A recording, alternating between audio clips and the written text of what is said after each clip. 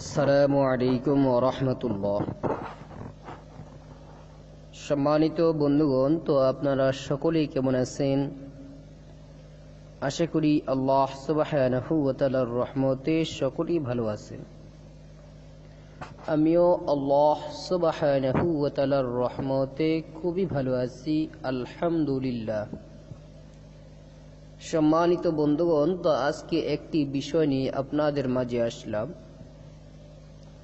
যেই বিষয়টি আমাদের প্রত্যেকটা মুসলমান নর নারী প্রত্যেকের জন্য জানা খুবই জরুরি। বিষয়টি হইতেছে জাহান্নাম থেকে মুক্তি পাওয়ার দোয়া।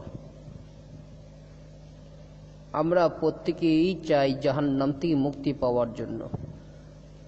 আমরা প্রত্যেকেই চাই জাহান্নামের আযাব থেকে বাঁচার জন্য। আজকে একটি হাদিস থেকে একটি আমলের কথা বলবো, যে আমলটি আমরা করলে জাহান্নামের আগুন থেকে মুক্তি পেয়ে যাব ইনশাআল্লাহ।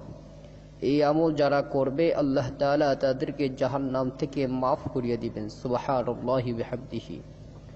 সম্মানিত বন্ধুগণ, এবং আমলটি একেবারেই সহজ, প্রত্যেকটা মুসলমান নর নারী করতে পারবে। তবে পূর্বেই বলে দিই, শুধু এই দোয়াটা পড়লেই যে আপনি জাহান্নাম থেকে মুক্তি পেয়ে যাবেন তা না। এই আমলটি করতে হবে নামাজের পরে, এই জন্য কাজী নামাজ আদায় করতেই হবে।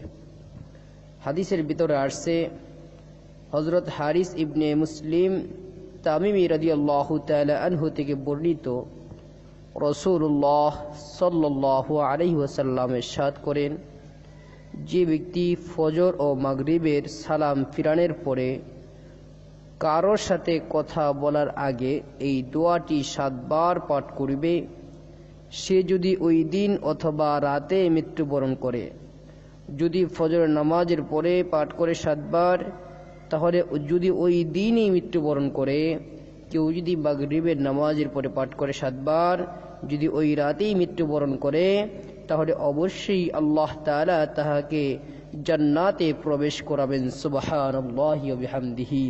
হাদিসটি আবু দাউদ শরীফের ভিতরে আসছে, নাসাই শরীফের ভিতরে আসছে, ইবনে হিব্বান শরীফের ভিতরে আসছে। এই আমলটি কি? এই আমলটি হইতেছে ফজর নামাজের পরে 7 বার, মাগরিবের নামাজের পরে 7 বার এই দোয়াটি পাঠ করবেন। দোয়াটি হইতেছে, আল্লাহুম্মা আজিরনি মিনান নার, আল্লাহুম্মা আজিরনি মিনান নার, আল্লাহুম্মা আজিরনি মিনান নার। এইভাবে সকালে 7 বার আর মাগরিবের পরে 7 বার পাঠ করবেন।